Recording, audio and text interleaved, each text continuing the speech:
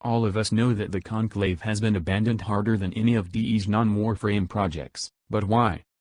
Surely it's not because as a game mode, if you can even call it that, it's nothing but a sheer unbalanced mess that serves only to infuriate players that attempt to try it only to be raffle-stomped by the same handful of people that actually play Conclave? Surely it's not because what little items the Conclave has to offer as rewards are either uninteresting or average at best? You get where I'm going with this. Given how PvP has been dead on arrival in Warframe, it's no wonder that most people don't care about the Conclave and most people don't play in the Conclave. Why? For starters, the Conclave is a disgustingly broken heap on account of every Warframe being and playing differently from each other. As a result, certain Warframes become noticeably better than others just for the sake of Conclave, despite the fact that everyone has nearly the same level of mobility due to Parkour 2.0. Just think about it for a minute. Would you really be all that into PvP if it looked like this?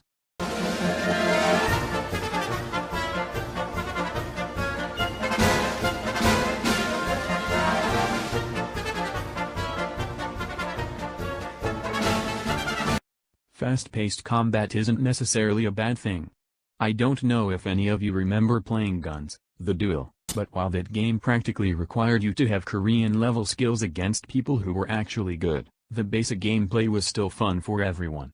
However, in the case of Warframe, the Conclave feels like nothing more than a mark on a checklist of things to have in the game, almost as if somebody at DE just said one day, "Hey, we should add PvP," and then proceeded to never touch it again. Bantering aside, why is the Conclave so bad? Simple. There's no true reason to play it. At its core, Warframe is a combination of an RPG and a shooter, with a little bit of MMO sprinkled in. Warframe is a mostly PvE experience designed to keep players going by having layers of grind with the promise of rewards and goodies at the end, such as Prime Gear or Rivens. The Conclave lacks anything remotely similar to this. Sure, you can force yourself through match after match in the Conclave to acquire Conclave-exclusive mods, but all that does is make you stronger in the Conclave, which is not the bulk of the Warframe experience. Because the Conclave itself isn't the prime focus of Warframe, less people are interested in it, meaning less people are willing to play it, meaning less people are actually playing it, making the grind of Conclave-only items all the more harder, all for something that does little to nothing to improve the rest of your gameplay experience. Let's not forget that Conclave matchmaking times also vary greatly depending on server regions.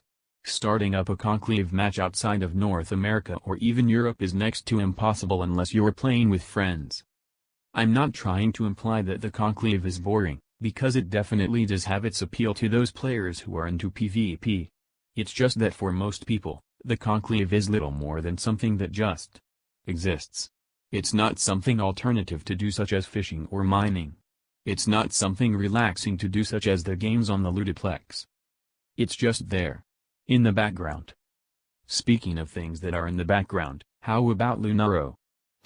Lunaro is just as, if not even more forgettable than Conclave, because just like Conclave, most people don't care about it. Most of the player base has little if any interest in Lunaro because, 1. While not direct combat like the Conclave, it is still competitive PvP. Statistically, that cuts off a huge chunk of players from a PvE-focused game from the get-go, and almost makes it unpopular by design. 2. Due to Lunaro's lack of PvE focus, DE and the player base are equally aware that it doesn't really matter in the grand scheme of things, so to sweeten the pot, they incentivize us with rewards. 3. The rewards suck. If not by themselves, the amount of time required to farm them certainly does. Peanut butter and jelly, invulnerabilities and boss fights, nerfs and mag, synergy and Warframe reworks. F in the chat for Vauban's rework. Come on lads, we gotta meme this into reality for Mr. Rahetalius. Fashion Frame tends to be the bread and butter for DE and player motivation. It is no doubt convenient the phrase Fashion Frame is endgame is oft repeated by the devs. But if you're going to lock cosmetics behind a time wall that not many are willing to go through in a game already about going through hours of grinding, it's not exactly rocket surgery to see the only thing gathering around Conclave is dust. Now to DE's credit, Warframe is a rapid jumping space ninja shooter looter simulator, and getting that to work with PvP is a bit of a task in itself. One that many could arguably say would be much better spent elsewhere, but I think we can all agree it does lead to a difficult situation in terms of balance, which, when keeping in mind the sheer onslaught of frames and weapons available, quickly turns into a can of worms even Hydroid would get nightmares from.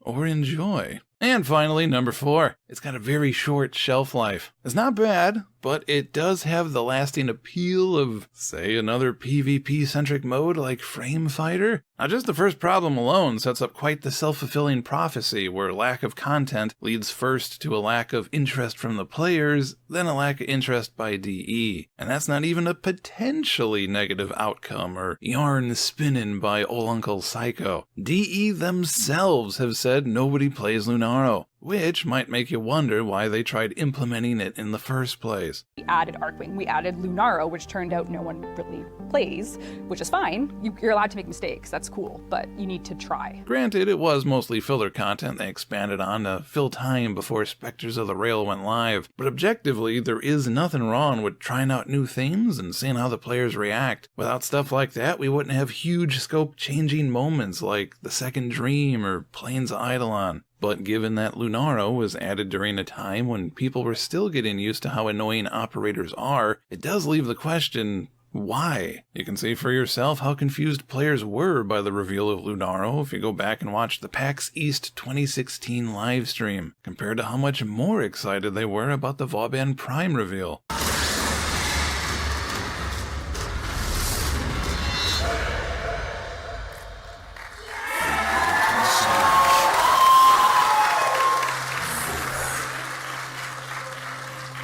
Those of you awakened, who have refused the blood of the Conclaves, I call to you to join us in honor-bound tradition.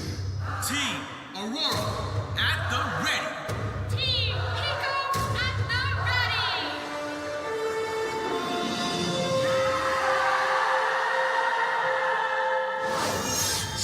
ready! Lunaro. Silence. What is it? What the hell is that? Again, there's nothing wrong with trying new things, but given that Warframe is already known for being a predominantly PvE game, one where they've already cut a loyal Trials mode out of, I might add, it doesn't seem worth it to put in any effort into creating PvP content, as it comes across as forcing something unwanted into the game. And if 2018 was any indication, there are plenty of examples of other games and even franchises losing reputation just because a single update added something that no one in their right mind asked for. And I swear to Snotty Starchild, if DE announces Warframe on our phones before we get that two-handed chainsaw... Thank you, Psycho. Now, what exactly can be done to attempt to improve the Conclave? For one, Conclave-only mods could be adjusted to be allowed in PvE content as well. Sure, not all mods are exactly good, but allowing Conclave-only mods to be used in PvE opens up the possibility to new, albeit crazy builds that players can try. Alternatively, you could give the players a way to gain Conclave standing through PvE content, that way people can still gain access to what the Conclave has to offer without having to actually play it. The simplest way I can think of doing this would be to add in daily Conclave missions that behave like Syndicate missions. I'm not a PvP player myself, and I haven't been for quite a long time, but like I said earlier, the Conclave is about as abandoned as this game. A special thank you to PsyCoCinematics for lending his voice. You can check out his channel in the links below, and as always, thank you for watching.